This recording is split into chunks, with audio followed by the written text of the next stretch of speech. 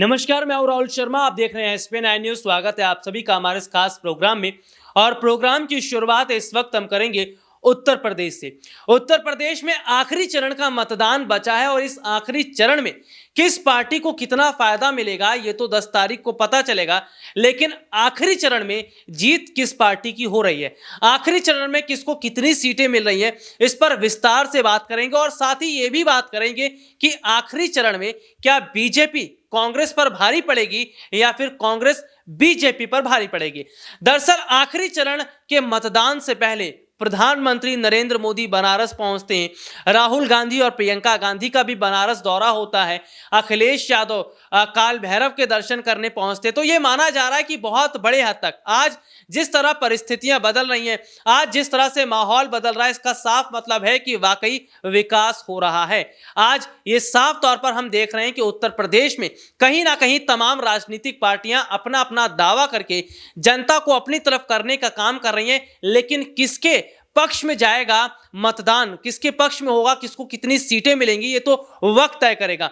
लेकिन फिलहाल कांग्रेस पार्टी की बात कर लेते हैं। तो 7वें चरण में कांग्रेस पार्टी कहां खड़ी है और कितनी सीटें इस बार पार्टी को मिलती नजर आ रही है, यह बात जानना बेहद ज्यादा जरूरी है। हालांकि अगर बात करें तो वाकई मौजूदा समय के अंदर हम ये देख रहे हैं कि 6 चरण तक के जो मतदान हुए उससे साफ तौर पर यह माना जा रहा है कि इस बार कांटे की टक्कर देखने को मिल रही है। बीजेपी और समाजवादी पार्टी दोनों के बीच कांटे की टक्कर तो थी, लेकिन कांग्रेस पार्टी ने भी पूरी एड़ी चोटी का जोर लगाया। कांग्रेस पार्टी ने भी एड़ी चोटी का जोर लगाकर यह बताया कि किस तरह से आज बदलाव हो रहा है। हालांकि अगर हम बात कर लेते हैं उत्तर प्रदेश में जो अभी तक मतदान हुए उसकी क्या स्थिति रही है। अभी तक हमने देखा कि उत्तर प्रदेश में जो मतदान हुए उसमें साफ तौर पर यह देखने को मिला कि जनता ने इस बार मुद्दों पर वोट किया है। जनता इस बार मुद्दों पर ध्यान देती नजर आई, क्योंकि मुद्दे जो इस बार हावी थे बेरोजगारी के, रोजगार के, विकास के, महिला सुरक्षा के, और ये तमाम ऐसे मुद्दे रहे जिनको उठाकर ये बताया गया कि वाकई कहीं ना कहीं आज बीजेपी इन मुद्दों से घबरा गई है। वाकई कहीं ना कहीं इन मुद्दों पर काम न करके बीजेपी ने अपने पैर पर कुल्हाड़ी मारने का काम किया। हालांकि इस बीच कांग्रेस पार्टी की बात कर लेते हैं। तो कांग्रेस पार्टी महासचिव प्रियंका गांधी, जिनकी उत्तर प्रदेश में काफी समय पहले एंट्री हो गई थी, और कांग्रेस पार्टी ने अपना घोषणा पत्र में किन किन बातों का जिक्र किया है यह भी देखने वाली बात रहेगी। कांग्रेस पार्टी ने अपने घोषणा पत्र में रोजगार की बात की, बेरोजगारी की बात की, महिला सुरक्षा की बात की, स्वास्थ्य की बात की, विकास की बात की, और इन तमाम मुद्दों पर बात करके प्रियंका गांधी ने बताया कि हम जनता के साथ खड़े हैं।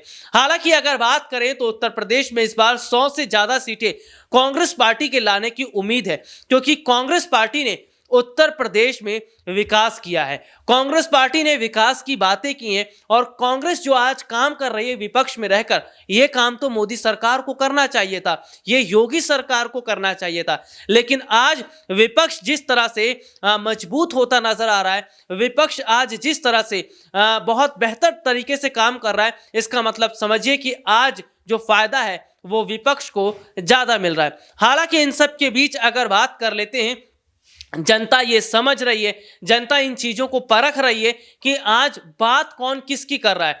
हिंदू और मुस्लिम की बात, मंदिर और मस्जिद की बात बीजेपी करती है, धर्म और जाति की बात बीजेपी करती है। लेकिन इन सब के बीच कांग्रेस पार्टी, जिसने हमेशा से जनता के मुद्दों को उठाया, जिसने हमेशा से जनता के मुद्दों की बात की, और जाहिर सी बात है जिस तरह जनता के मुद्दों पर कांग्रेस पार्टी ने काम किया है, यही बात है आज जनता को जो काफी पसंद आती नजर आ रही है। 6 चरण तक के मतदान की हम बात कर रहे हैं, क्या कुछ स्थिति रही है, क्या कुछ माहौल रहा है, उत्तर प्रदेश की जनता के दिल में क्या चल रहा है, तो ये सब चीजें हम देख रहे हैं। इन चीजों को हम बहुत बारीकी से समझ रहे हैं, और जिस तरह माहौल उत्तर प्रदेश का है उससे देखकर बीजेपी नेताओं के चेहरे उतर रहे हैं।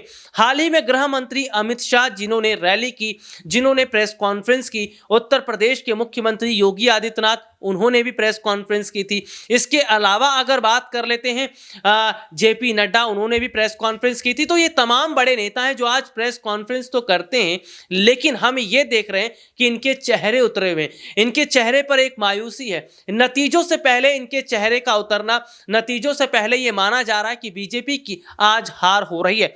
5 राज्यों के विधानसभा चुनाव में बीजेपी को जिस तरह से हार का सामना करना पड़ रहा है, इसका मतलब है कि आज जनता ये समझ चुकी है, आज जनता ये देख रही है कि किस तरह का माहौल बना हुआ है। हालांकि इन सब के बीच अगर बात की जाए मुद्दों की, तो मुद्दे तो आज कहीं दिखाई ही नहीं दिए। न समाजवादी पार्टी ने उठाया, न बसपा ने उठाया, ना ही बीजेपी ने उठाया। तो हम ये देख रहे हैं कि मुद्दों को उठाने का काम केवल विपक्षी पार्टी ने किया, मुद्दों को उठाने का जो काम है कांग्रेस पार्टी ने किया। और कांग्रेस पार्टी जिस तरह मुद्दों पर बात कर रही थी, कांग्रेस जिस तरह मुद्दों पर बात करती नजर आई, उन पर काम करती नजर आई, इसका साफ मतलब है कि वाकई आज बदलाव हो रहा है। आज कांग्रेस पार्टी ये कह रही है कि एक मौका हमें जरूर दिया जाए, क्योंकि उत्तर प्रदेश की जनता ने बसपा को मौका दिया है, समाजवादी पार्टी को मौका दिया है, बीजेपी को मौका देकर देख लिया, लेकिन कांग्रेस पार्टी को मौका नहीं दिया।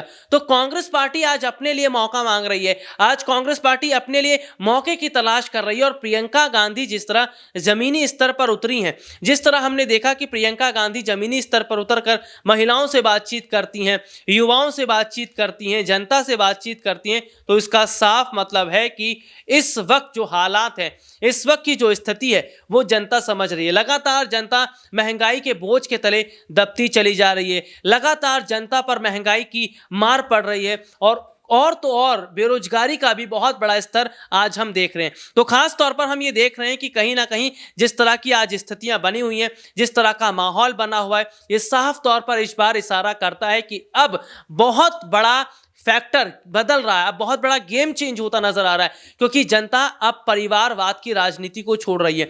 यानी कि बीजेपी पर भी परिवारवाद का आरोप लगा है, क्योंकि अगर राजनाथ सिंह के बेटे की बात करें, उनके बेटे मयंक को, उनके बेटे को पंकज, उनको टिकट दिया गया, लेकिन रीता बहुगुणा जोशी, उनके बेटे को टिकट नहीं दिया जाता है। इसके अलावा अगर बात कर लें स्वामी प्रसाद मौर्य, उनके बेटे को भी टिकट नहीं दिया जाता है। तो साफ तौर पर हम ये देख रहे हैं कि आज किस तरह की स्थिति बनी हुई है। और जाहिर सी बात है, आज मौजूदा समय के अंदर ये साफ तौर पर माना जा रहा है, ये साफ तौर पर कहा जा रहा है कि अगर बदलाव नहीं होगा तो मुश्किल में जनता को ही रहना पड़ेगा। इसीलिए 6 चरण तक के जो मतदान हुए, उसमें बदलाव की बात हुई, उसमें बदलाव होता नजर आया। और जिस तरह की बदलाव की बात हम कर रहे हैं, ये माना जा रहा है कि आज बहुत बड़े हद तक बदलाव हो रहा है। वाकई आज बहुत बड़े हद तक तस्वीर बदल रही है। और जाहिर सी बात है, जिस तरह तस्वीर बदल रही है, समझ लीजिए कि आज जनता जाग चुकी है। योगी और मोदी के नारे लगाने वाली जनता आज देख रही है, जमीनी स्तर के हालातों को समझ रही है। और जमीनी स्तर के हालातों को समझकर ये साफ तौर पर पता चल रहा है कि किस तरह से आज जनता जब खुलकर वोट कर रही है, आज जनता जब खुलकर सच्चाई की बात कर रही है, मुद्दों की बात कर रही है, तो बीजेपी के इन तमाम बड़े नेताओं को मिर्ची लग रही है। लेकिन 7वें चरण के मतदान से पहले हम अपने दर्शकों को बता दें कि इस बार कांग्रेस बहुत अच्छा खासा रिस्पॉन्स उत्तर प्रदेश में ला रही है। 6 चरण तक के मतदान हो चुके हैं, जिसमें जनता को फायदा मिल रहा है। और 10 तारीख को जो नतीजे आएंगे वो वाकई कांग्रेस के लिए अच्छे होंगे, क्योंकि कांग्रेस ने यह मेहनत की है और उनकी मेहनत सफल होती नजर आ रही है। कल एसपीएन आई न्यूज़ जो है वो लाइव करेगा, और लगातार हम लोग लाइव कवरेज कर रहे हैं, लगातार अपने दर्शकों को जानकारियां दे रहे हैं, उन तक पहुंचा रहे हैं। और 10 तारीख को भी हम लोग लाइव करेंगे और बताएंगे कि क्या कुछ स्थिति चुनाव को लेकर बनी है और कौन जीत रहा है, कौन हार रहा है। आज के लिए मुझे इजाजत दीजिए, नमस्कार।